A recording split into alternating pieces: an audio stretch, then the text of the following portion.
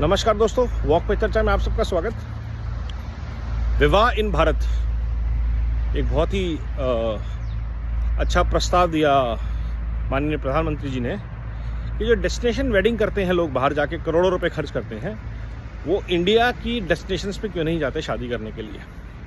अब तो अच्छी प्रॉपर्टीज़ भी हैं और प्रॉब्लम भी कम होती है। तो जब आप इंडिया में जाते हैं तो एक तो आपको अपने कल्चर्स को एंजॉय करने का मौका मिलता है, और अभी रणदीप हुड्डा ने एक बहुत अच्छा एग्जाम्पल प्रस्तुत किया जहां उन्होंने मणिपुरी विधि विधान से विवाह किया अपना। भारत ने शायद पहली बार कुछ देखा ऐसा, और ऐसी अपॉर्चुनिटी भारत में हर प्रांत के लोगों के पास हर प्रांत में है। और विवाह आप एक बार करते हैं अधिकतर हमारे संस्कारों में। तो अगर आप अपने विवाह को वाकई में मेमोरेबल बनाना चाहते हैं तो सनातन परंपराओं में से किसी भी क्षेत्र, राज्य, व्यवस्था में जाके आप एक डेस्टिनेशन वेडिंग कर सकते हैं। साउथ से लेकर के, गुजरात से लेकर के एमपी, बंगाल, कश्मीर, कहीं भी, और वहाँ का फ्लेवर अपनी वेडिंग्स में वीव कर सकते हैं। पहली चीज़। दूसरी चीज़, वेडिंग्स जो हैं, विवाह जो हैं, वो एक बहुत बड़ी इकोनॉमिक एक्टिविटी होती है, specially for the non salaried class people. नौकरी पेशा लोगों के लिए नहीं, खास तौर पे केटरर्स हैं, हॉस्पिटैलिटी इंडस्ट्री है, फैशन डिज़ाइनर्स हैं, बुटीक्स हैं, कपड़े खरीदने वाले, ट्रैवल एजेंट्स हैं, म्यूज़िक इंडस्ट्री है, एंटरटेनमेंट वाले लोग हैं।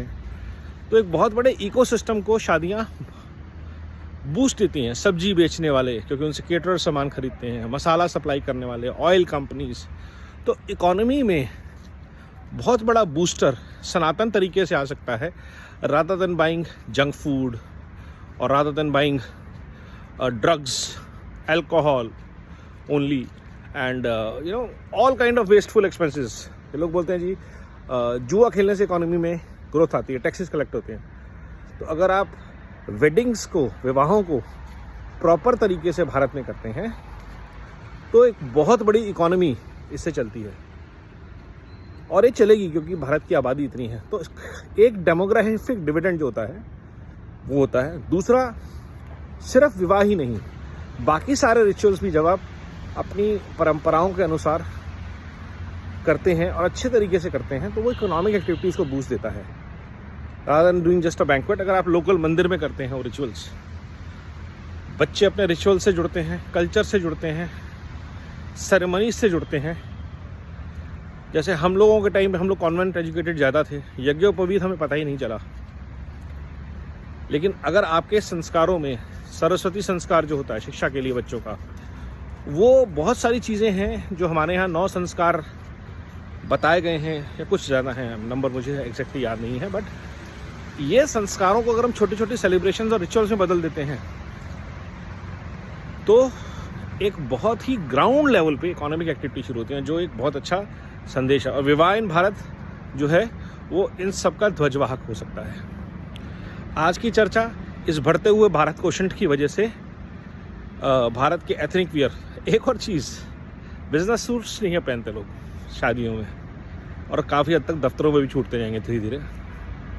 एथनिक वियर, भारत की पारंपरिक वेशभूषाएं जो सिर्फ दिवाली और होली तक सिमट के रह गई थी, अब उन्होंने घर की शादियों में पुनः प्रवेश किया है। क्योंकि मुझे याद है हमारे टाइम में शादियों के लिए सूट सिलवाए जाते थे, आज वो सूट हटके ट्रेडिशनल क्लोथिंग में आ गया है।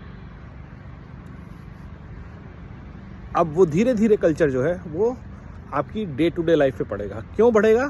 क्योंकि अब भारत को अपने ऊपर गर्व है, अपनी परंपराओं पे, अपने संस्कारों पे गर्व है, अपनी वेशभूषा पे गर्व है, जैसे हम दिखते हैं उसके बेटर वर्जन पे गर्व है।